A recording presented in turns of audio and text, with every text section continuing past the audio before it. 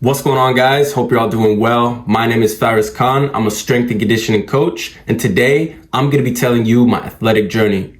So I get questions asked to me all the time. What am I training for? When is the draft? Why haven't I gone pro yet? And in this video, I'm going to be answering all those questions. And this is going to be an interesting video because I've never told this in-depth side of my story before. And this can help and inspire many of you guys who are looking to potentially go pro so that you don't make the same mistakes I do. Or if you're looking to do what I'm doing now, this can help you get there. So sit back, relax, and let's get right to it. So let's rewind all the way back to 1992. I was born in England, but just after a few years, my family moved to the United States, and I was going back and forth to England for a couple years, but after about 8 years old, I predominantly lived in the United States. Growing up, I was always active. I was always outside with my friends, riding bikes, skateboards, climbing trees. I was not a lazy kid whatsoever, but I never played any sports throughout my entire youth.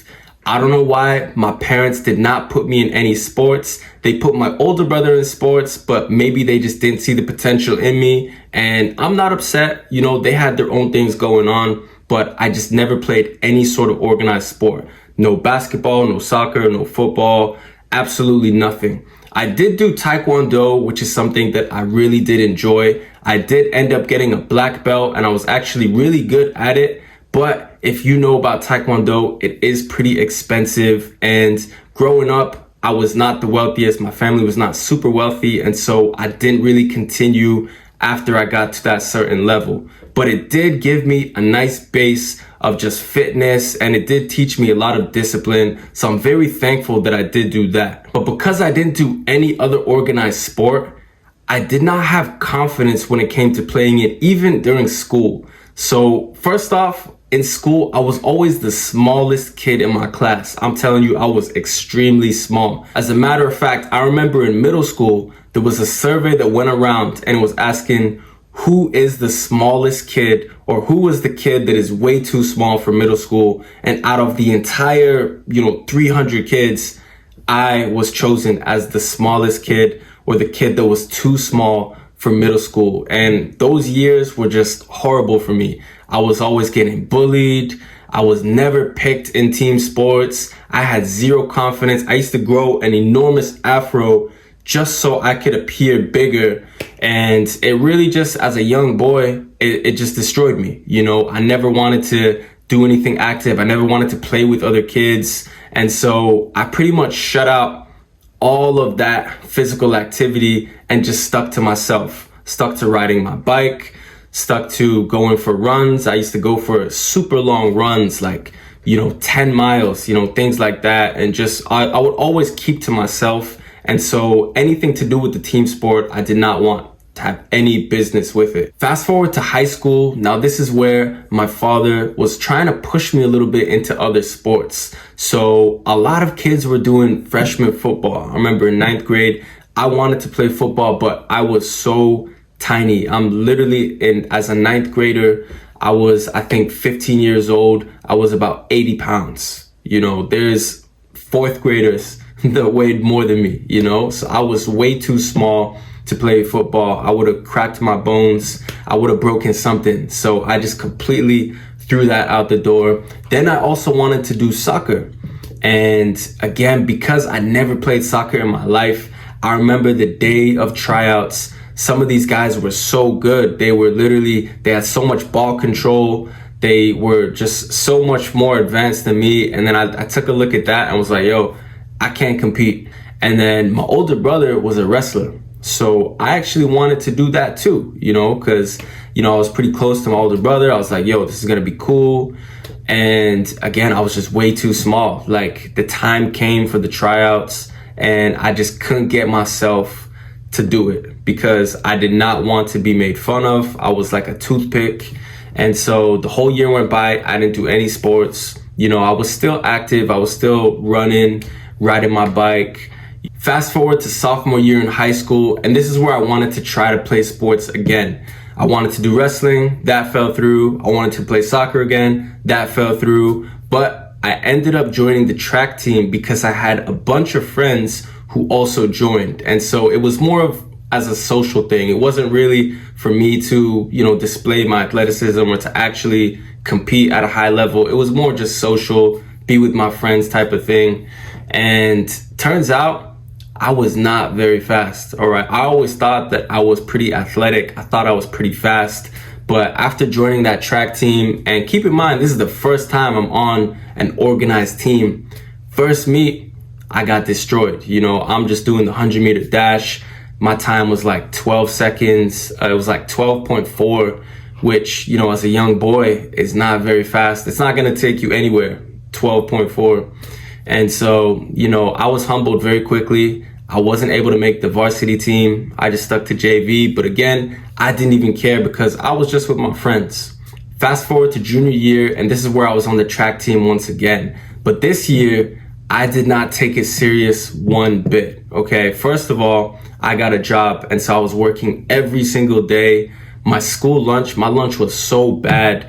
Every single day at school, my lunch was 3 chocolate chip cookies, a Gatorade, and some French fries. I had zero sense of nutrition whatsoever. Before the track practice, I would go to McDonald's every single day, because I was all about saving money. I could get a full meal at McDonald's for like $2. And so that was my daily nutrition. And then practice would come. I would even leave early because I had to go to work. And so I did not take it serious. And unfortunately, junior year is that year when schools start to look at you. That's when scholarships start to get handed out. And that's when, those calls can be made. But I did not have any care whatsoever for it. And this is the turning point because I was actually a lot faster than my sophomore year. I was running at about 11.8 100-meter dash. And believe it or not, in my high school, that was one of the best. My school wasn't that great in sprinting, but I was one of the better sprinters. And so naturally, because of that, I made the varsity team. And now this is where the story changed my whole life, because I remember it was the district meet and all I needed to do was not get last place and my team would move forward. So I'm in the 100-meter dash and about 70 meters go by. I was doing well. And then I just feel my body stopping. After 70 meters, I could not accelerate anymore. And literally I saw all the people pass me and I ended up getting last place. And I remember because of that, I was ridiculed. My teammates were like, yo, you suck. Don't put this guy on your team. Like I felt horrible because literally out of like 8-9 runners, all I had to do was get not last and ended up getting last. My team did not advance and it was a horrible feeling. I'm very thankful that happened because that is the moment where my life changed.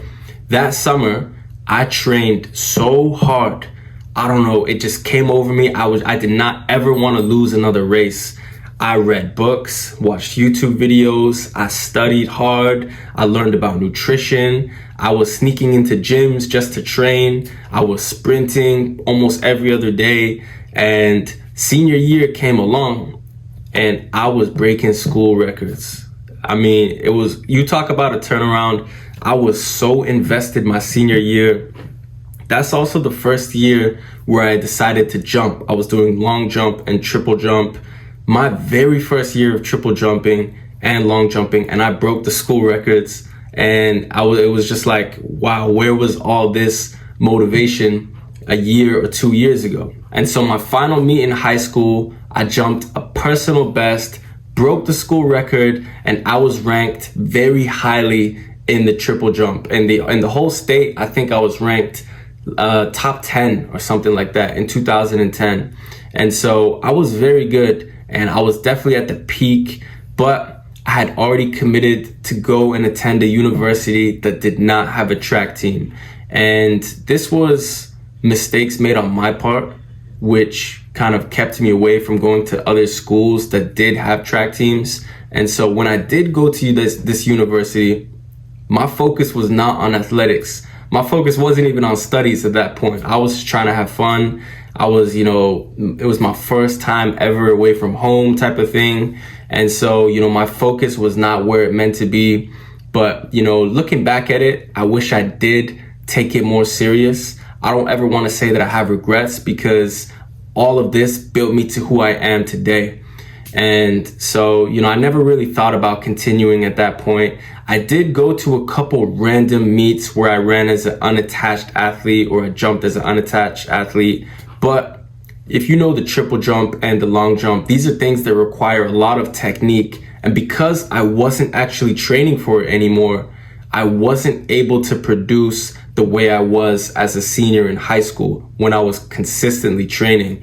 And so, I would just randomly hop into a meet, run a good time or jump a good number. But at the collegiate level, the bar is set much, much higher, so I'm competing against guys who are training 5-6 days a week, and I'm just kind of hopping in with zero training type of thing. And so I was never really able to, compete at that level, just simply because I wasn't taking it serious. And also at that time I had about 2-3 jobs. I was a baker, working in a bakery. I was a clown, working in a circus. I had my own side hustles. I used to sell a bunch of shoes and, different products, stuff like that. And so I was so busy, not only with all those jobs, but also with my schoolwork. So this track and field stuff came completely last, and I really didn't care for it.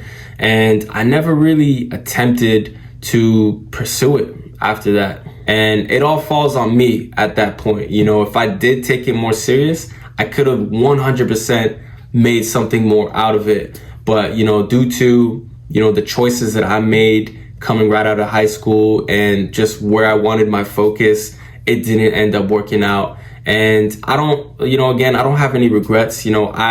I'm a true believer that there are no mistakes, there are no coincidences, and every single thing happens for a reason. And I'm super glad that I can tell people this story, because now you can see that's like, if you really want to achieve something, then you need to take it serious. I don't know where I could have been if I took it serious at this point. I have no idea, but all I know is now is that if you want to go pro, you need to take it serious. So what about other sports that I played? So in 2015, I actually tried out for American Ninja Warrior. And this is when all of my training was pretty much tailored towards it. I became very obsessed with the show. I remember first time I watched it, I was like, I can 100% beat this show and win this $1 million. And so I was training hard. I was going to this ninja gym close by to my house pretty much every single day. And when the time came around, they actually did select me. This is where another thing comes where it's like, there's no mistakes, there's no coincidences. So this is a long story, but long story short, I had to get to Atlanta. I live in Virginia, just outside of DC. I needed to get to Atlanta in order to compete. And so I took a very cheap ticket. I took a bad airline, Spirit Airlines. Don't ever fly on Spirit. Basically, the airplane ended up catching on fire, right as we were about to take off. And so that plane got delayed. I was supposed to reach Atlanta around like 8 p.m. the night before the competition, or the night before my interview. I ended up reaching Atlanta at like 4 a.m., because that flight that caught fire, it got delayed. And believe it or not, we took the same flight and they just had to fix it. And so that whole night I had no food, no water. I was in a cheap airport in Baltimore.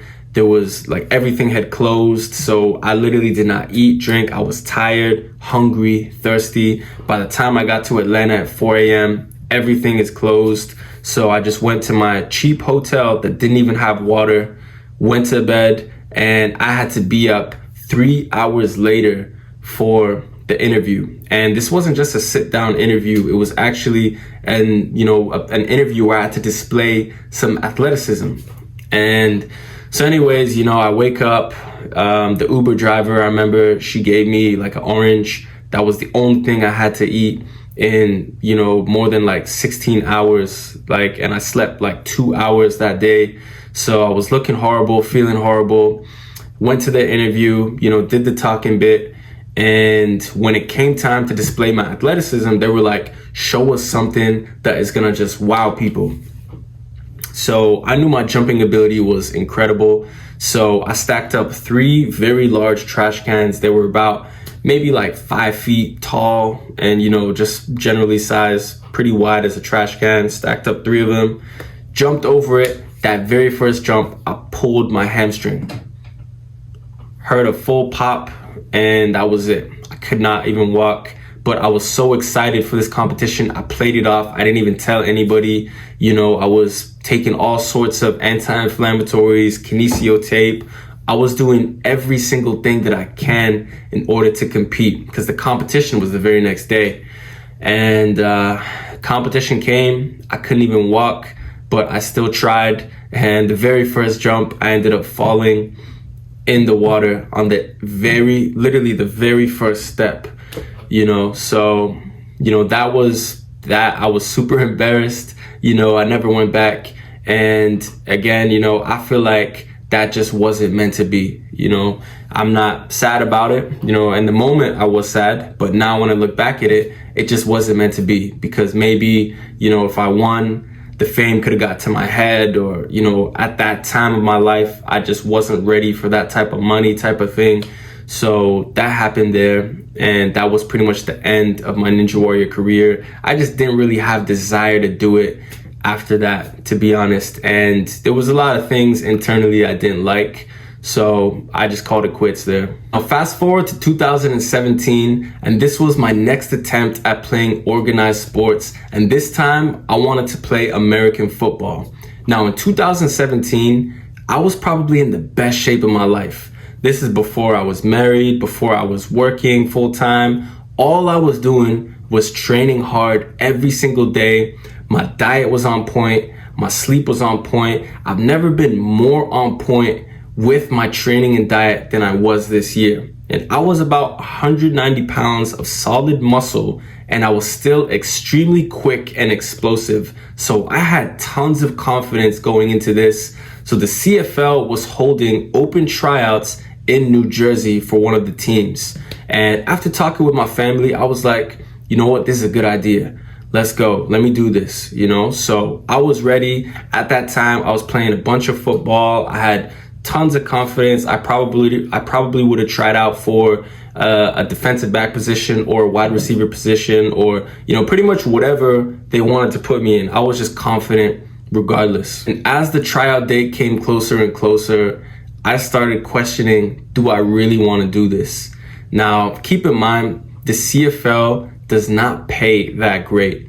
And American football is a violent sport. You really have to put your body on the line. It goes through a lot of beating. And so I was sitting there praying and just questioning, do I really want to do this?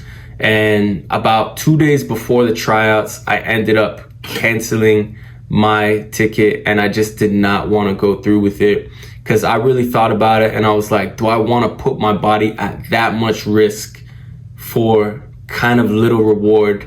I didn't really think about making the NFL. I just thought about football in general and how dangerous of a sport it is and how life-altering it could be if I were to get, a life-threatening injury or something that could change my life forever. And, I'm somebody who loves fitness so much. And I remember reading horror stories about people like Calvin Johnson, or, there's a lot of NFL players who were just in so much pain.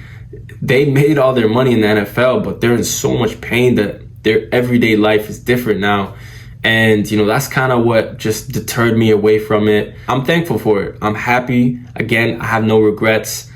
I know that there's no mistakes, no coincidences, and I know that that just was not for me. So after 2017, my goals just completely shifted. That's when I started to work in, either different gyms and, private gyms, clinics, things like that.